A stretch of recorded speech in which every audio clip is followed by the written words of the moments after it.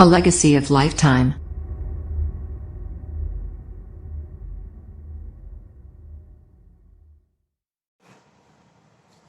जय श्री राम दोस्तों, कैसे हैं आप सब। आशा करता हूं कि आप सब बहुत प्रसन्नचित्त होंगे, स्वस्थ होंगे। आज मैं बात करना चाह रहा हूं आईआईटी जेईई मेंस की जो परीक्षाएं हो रही हैं, जिसके ऊपर विपक्ष बड़ा क्रुद्ध, बड़ा नाराज चल रहा है कि साहब ये परीक्षाएं क्यों कराई जा रही हैं। आज विपक्ष ये कह रहा है कि बहुत खतरा है हमारे नौनिहालों को, बच्चों को, कोरोना काल चल रहा है। तो अपनी जगह प्रथम दृष्टया जब उनकी बात सुनी जाती है तो बात सही भी लगती है कि भाई चारों तरफ कोरोना काल चल रहा है, अभी तक कोरोना की कोई वैक्सीन नहीं आ पाई है, किसी प्रकार का कोई सही इलाज, एग्जैक्ट इलाज नहीं पता चल पाया है। तो हम अपने बच्चों के इस एग्जामिनेशन को, इस परीक्षा को टाल सकते हैं, अभी ना कराएं, क्या जल्दी है। इस बात को लेकर के विपक्ष के सभी दल एक मत थे और उन्होंने सुप्रीम कोर्ट तक का दरवाजा खटखटाया। सुप्रीम कोर्ट ने एक बार नहीं, दो बार कहा कि नहीं, अब जो हो रहा है उसको होने दिया जाए। ऐसा क्यों हो रहा है? आइए इसके ऊपर थोड़ा सा दृष्टि डालते हैं कि आज अगर हम एक सेमेस्टर की बात करते हैं या एक शैक्षिक सत्र की बात करते हैं तो वो 6 महीने से 1 साल का होता है। मार्च के लगभग हमारे पास लॉकडाउन शुरू हो चुका था। फरवरी में कोरोना ने दस्तक दी और मार्च के बाद, मार्च के लास्ट और अप्रैल की शुरुआत से शिक्षा सत्र धराशायी हो चुका था, क्योंकि हम लॉकडाउन में घिर चुके थे। तो अगर हम बात करें तो अप्रैल, मई, जून, जुलाई, अगस्त, सितंबर, 6 महीना यानी एक सेमेस्टर तो पूरा लॉकडाउन में चला ही गया। अब दूसरा सेमेस्टर है तो शिक्षा सत्र तो हमारा जो है स्टैंडर्ड्स एजुकेशन सेमेस्टर, वो एक खराब हो चुका है। अब बात आती है कि बच्चों के भविष्य की। आज बहुत बड़ी बात है, बहुत बड़ी विडंबना है कि शिक्षा के पीछे हम क्यों भागते हैं। शिक्षा का उद्देश्य, भारत में इतनी बड़ी आबादी है, विश्व की दूसरी सबसे बड़ी आबादी हम हैं, तो जाहिर सी बात है कि हमारे लिए सिर्फ ज्ञान पाना ही शिक्षा का उद्देश्य नहीं है। एक आम भारतीय जब शिक्षा के लिए अपने बच्चों को स्कूल, कॉलेज में भेजता है तो उसका उद्देश्य होता है कि बच्चा पढ़ लिख जाए, किसी नौकरी में, किसी काम धंधे में वो लग जाए, तो 2 पैसे का सहारा उसके जीवन को भी हो जाएगा और वो शायद घर के लिए भी कुछ, परिवार के लिए भी कुछ मदद कर पाएगा। कोरोना जैसी वैश्विक महामारी, उसकी वजह से आप सभी ने सुना कि इस बार का जो तिमाही है इसमें -23.4% हमारा जीडीपी ग्रोथ गया। इसको आप लगभग 24% का कटौती मान सकते हैं। तो जब पूरे विश्व में एक मंदी का दौर छाया हुआ है, नौकरियां जा रही हैं, बड़ी बड़ी कंपनियां जा रही हैं, तो सरकार किस प्रकार मदद करेगी? सरकार मदद करना भी चाहेगी तो कैसे मदद करेगी? सरकार मदद कर सकती है इन युवाओं के द्वारा ही, उनको रोजगार देकर के। रोजगार देने के लिए सरकार, जाहिर सी बात है, परीक्षाएं लेगी ताकि सही पद पे सही कुशल व्यक्ति का जो है नियुक्ति किया जा सके। इससे सरकार का जो तंत्र है उसको भी एक युवा शक्ति की प्राप्ति होगी, जो सरकार के विभिन्न प्रोजेक्ट, विभिन्न दायित्वों का निर्वाह कर पाएगी और वो पलट के आएगा तो समाज में ही। जो डेवलपमेंट है, जो काम है, जो ये नौनिहाल करेंगे या जो इनको सौंपा जाएगा, वो आएगा तो समाज में ही। तो इसलिए परीक्षाओं को बहुत देर तक टाला नहीं जा सकता है। लेकिन हाँ, अब बात करते हैं स्वास्थ्य के विषय पे कि जो स्वास्थ्य से संबंधित चिंता व्यक्त की जा रही है।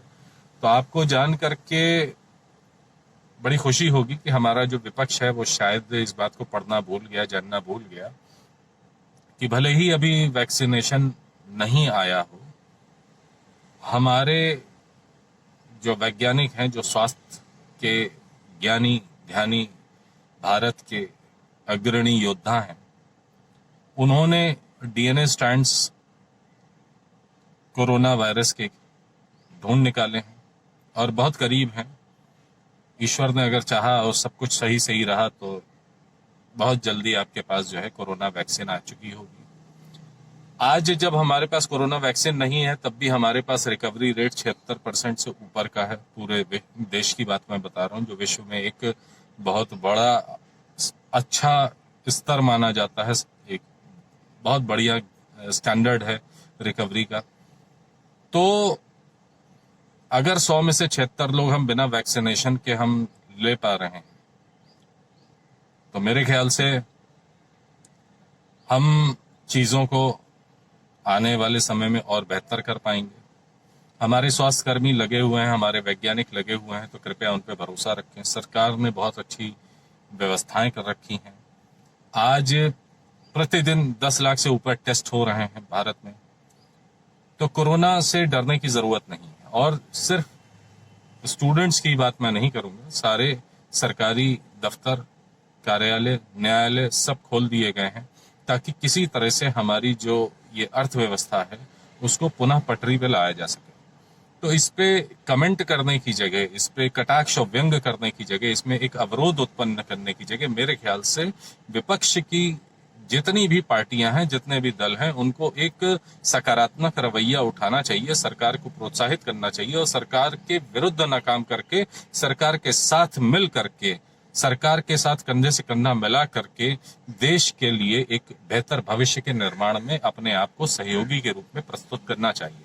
इससे आम जनमानस के बीच में, आम जनता के बीच में विपक्ष के अनेक नेताओं और पार्टियों की छवि को पुनः पोषण मिलेगा, उनकी छवि सुधरेगी और लोग शायद उनकी विचारधारा से अपने को जुड़ा हुआ महसूस करें। जब आप लोगों के लिए सोचेंगे, क्योंकि आज की तारीख में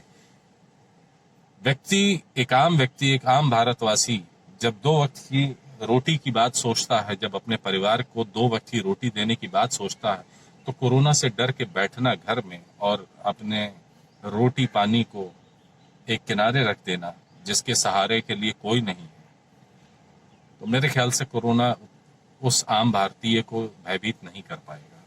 वो आम भारतीय इस प्रकार के विपक्षी दलों के महान नेताओं की तरह शायद आर्थिक रूप से संपन्न भी नहीं है कि 6 महीना वो घर में बैठ के खा लेगा। वो रोज कुआं खोदता है, रोज पानी पीता है, रोज रिक्शा चलाता है, रोज ठेला लगाता है, रोज की आमदनी करता है। तो ये एक आम भारतीय का है।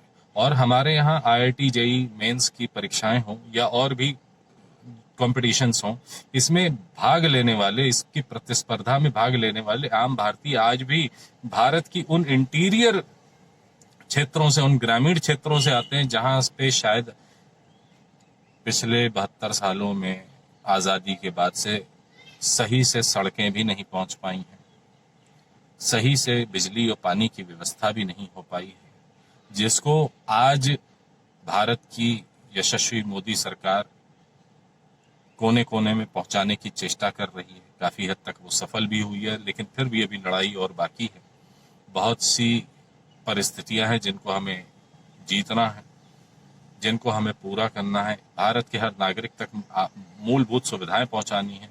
तो उन मूलभूत सुविधाओं के लिए जो आम भारतीय की जद्दोजहद होती है, वो 2 पैसे की होती है, 2 किताबों के, 2 डिग्रियों के ज्ञान की होती है कि उसको वो डिग्री, उसको वो डिप्लोमा, उसको वो पढ़ाई पूरी हो जाएगी, नौकरी मिल जाएगी, तो शायद वो अपने लिए, अपने परिवार के लिए और अपने भविष्य के लिए कुछ कर पाएगा। आप उसके भविष्य से खिलवाड़ नहीं कर सकते और उसके भविष्य से खुद को अलग भी नहीं रख सकते, क्योंकि भारत के हर नागरिक का, चाहे वो जान के करे, चाहे वो अनजान बन करके करे, चाहे उसकी विद्वता भारत के शीर्ष लोगों में गिनी जाए चाहे ना गिनी जाए, लेकिन उसका योगदान प्रत्यक्ष या परोक्ष रूप से भारत निर्माण में होता है। एक रिक्शे वाला भी अपनी कमाई का एक हिस्सा देश निर्माण में, राष्ट्र निर्माण में खर्च कर रहा होता है। एक आम व्यापारी भी खर्च कर रहा होता है। तो हमें और आपको भारत को सुदृढ़ बनाना है। ये एक क्षणिक विपदा है, वैश्विक विपदा है, इसमें कोई दो राय नहीं, बहुत बड़ी विपदा है। आर्थिक रूप से भारत सफर कर रहा है, कोई इसमें दो राय नहीं, लेकिन विपदा से डर के भारत का इतिहास नहीं रहा कि भारतीय घर में कैद होकर बैठ जाए। तो मेरे ख्याल से इसको प्रोत्साहित कीजिए। भारत के नौनिहालों पे, भारत के वैज्ञानिकों पे, भारत की सरकार पे और भारत के भविष्य पे भरोसा करना सीखिए। भारत वो देश है जिसको आगे बढ़ता देखने के लिए ईश्वर, अल्लाह, गुरु ग्रंथ का आशीर्वाद, जीसस का आशीर्वाद, सबका आशीर्वाद प्राप्त है। जिन चीजों में आप बट रहे हैं, जिन चीजों को आप बांट रहे हैं, उनको अपनी ताकत बनाइए। एक सकारात्मक राजनीति कीजिए। देश बढ़ेगा तो आप बढ़ेंगे, हम बढ़ेंगे और भारत का हर बच्चा बच्चा बढ़ेगा। तो मुझे बस इतना ही कहना है और शायद इसी बात को समझते हुए, बूझते हुए माननीय सर्वोच्च न्यायालय ने भी इस पे रोक लगाने से मना कर दिया है। तो कृपया भारत के निर्माण के सहयोगी बने। धन्यवाद। जय हिंद, जय भारत, नमस्कार।